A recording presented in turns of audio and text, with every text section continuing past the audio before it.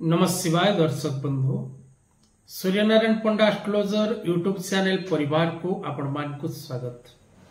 जो मित्र माने Amre channel T को लाइक शेयर और सब्सक्राइब करि नांती से माने लाइक शेयर और सब्सक्राइब करबा को कदापि भूलंतो नहीं।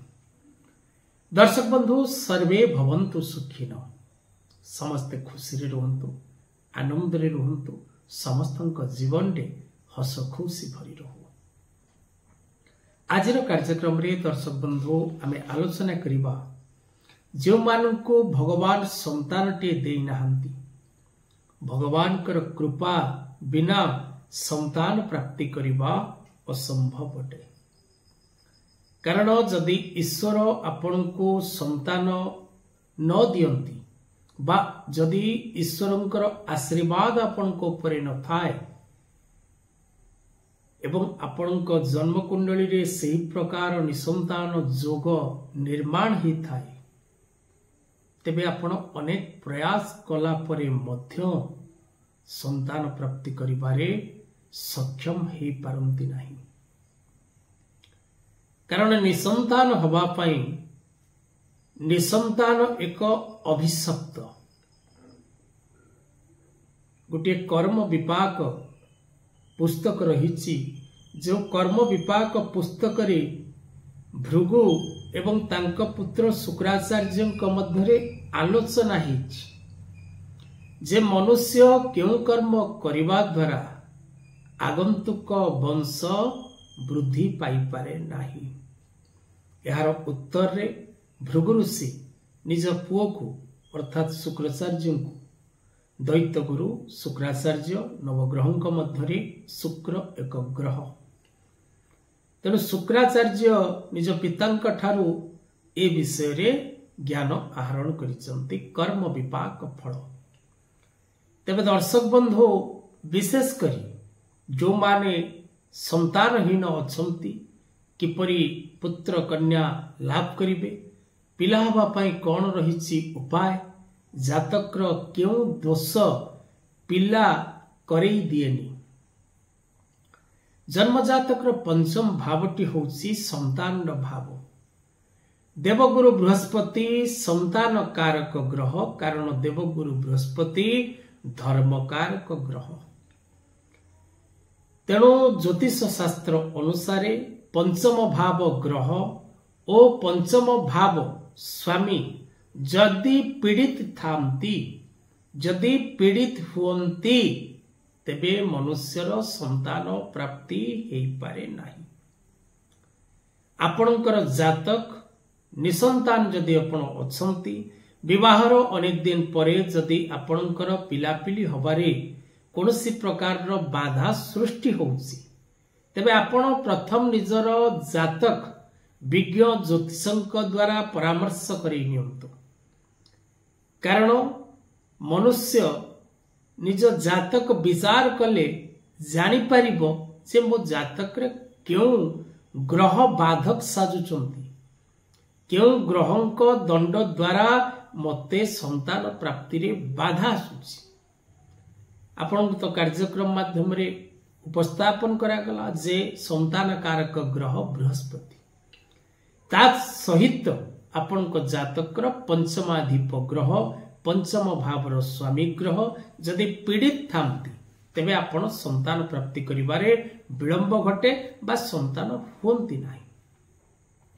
तेबे आज रे कार्यक्रम रे आमे आलोचना करिबा जो मानकर जातक रे प्रॉब्लम रहिछि तार प्रतिकार कला परे मध्य बेले बेले मनुष्य संतान प्राप्ति करिबारे विलंब देखा जाई थाए। तेणु सेपरी क्षेत्र रे आपण कोन करिवे उपाय, जो उपाय करिबा द्वारा आपण संतान प्राप्ति करि परिबे। प्रथमतः दर्शक बंधु संतानटीए प्राप्ति करिबा पई उभय महिला एवं पुरुष स्वामी स्त्री दुई जन को उपाय करिवार आवश्यकता रहिछि।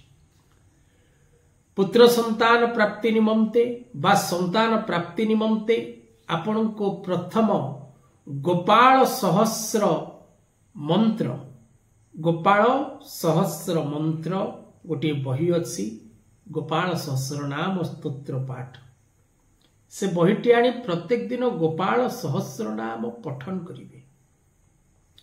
बाल गोपालंकर प्रतिमाटीए रखी प्रत्येक दिन पूजा करिवे एवं आपण उभय स्वामी एवं स्त्री संतान प्राप्ति जंत्र कवच जाकि गोपालंक संतान प्राप्ति गोपाल जंत्र नाम रे नामित।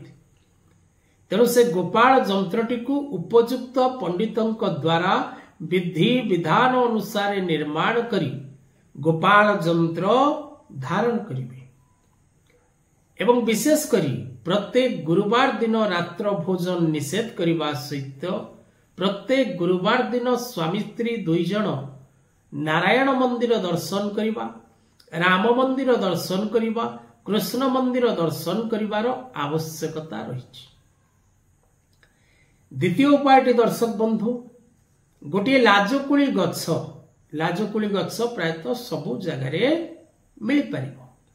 तेणु लाजकुली गछ को आपण वृक्ष संग्रह करिबार जो शास्त्रीय विधान अच्छी पंचोपचार पूजा करी वृक्षराज को आनिबा। तेणु से पंचोपचार विधान रे पूजा करी गोटे लाजकुली गछ को उपाड़ी की आणंतु, ताकू गोटे अभड़ा कुड़ुआ मध्य रखंतु एवं प्रतिदिन प्रातः समय रे एवं संध्या समय रे से कुड़ुआटीर पूजा आपण करंतु।